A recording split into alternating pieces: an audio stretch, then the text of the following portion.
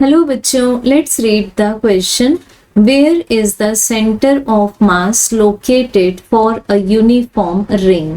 सो बच्चों, क्वेश्चन को हम रेफर कर सकते हैं 11th NCERT part 1 page number 144 पर। सो हमें पूछा हुआ है कि एक यूनिफॉर्म रिंग, तो रिंग को हम इस तरह से डायग्रामेटिकली सिंपल तरीके से समझ सकते हैं। दिस इज अ रिंग, यहाँ पर रिंग का मास सिचुएटेड है इस तरह से। अब पूछा हमें कि इस यूनिफॉर्म रिंग का सेंटर ऑफ मास कहाँ लोकेटेड होगा। तो यूनिफॉर्म मीन्स क्या हुआ बच्चों कि इसमें जो डिस्ट्रीब्यूशन ऑफ मास है that will remain uniform for the whole ring.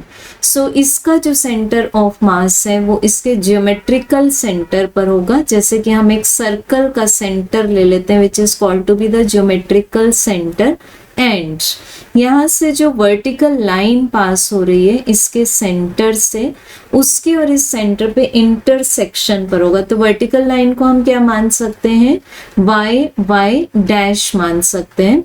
और अगर इस रिंग को हम किसी प्लेन में इस तरह से हॉरिजॉन्टली प्लेस कर दें, then still this axis will remain same.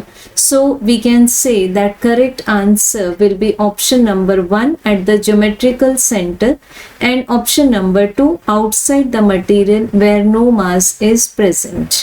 क्योंकि इसका मास कहाँ प्रेजेंट है, इस शेडेड पार्ट में, तो फिर यहाँ जहाँ सेंटर ऑफ मास है वहां पर इसका मास प्रेजेंट नहीं है। So correct answer is option 3। Thank you.